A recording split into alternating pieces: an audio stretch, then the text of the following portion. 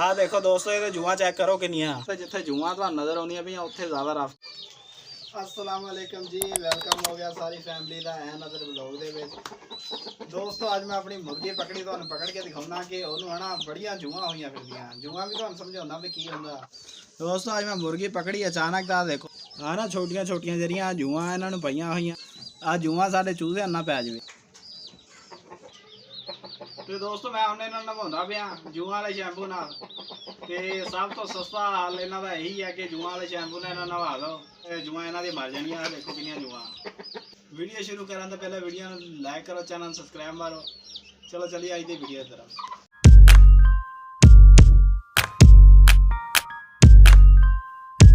हाँ वाला ना जूआ का बेहतरीन खात्मा करदा ते है भी 5।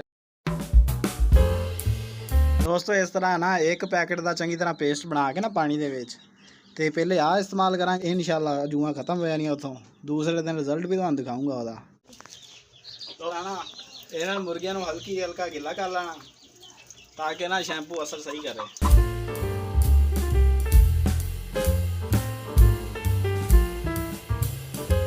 दोस्तों इस तरह ना उत्ते रफ करना है जूआ वाला शैंपू। इस तरह मुर्गी नूं अच्छी तरह मल लेना।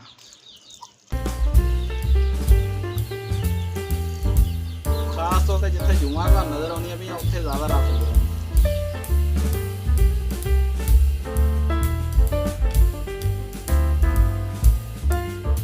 इस तरह दोस्तों मुर्गी नूं ला के तकरीबन 10-15 मिनट छड़ दो जरा शैंपू अपना असर दिखा जाए तो फिर इनू आप पानी नाल नवा लांगे।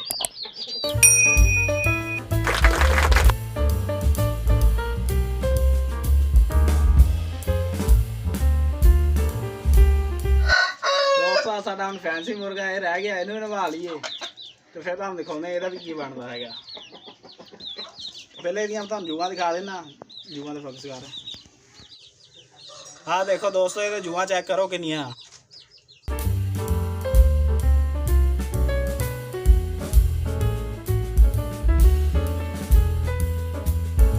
दोस्तों इन्होंने 10-15 मिनट हो गए हम इन्होंने नदी असीं साफ पानी नाल नवा के जो सुक जूगी तो तुहानूं रिजल्ट इहदा दिखावांगे।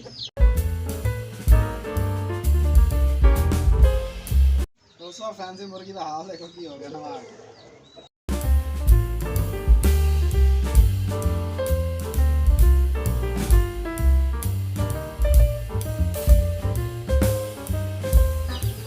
दोस्तों हाल से गया तुहाडे सामने देखो इन्होंने नवा दिता।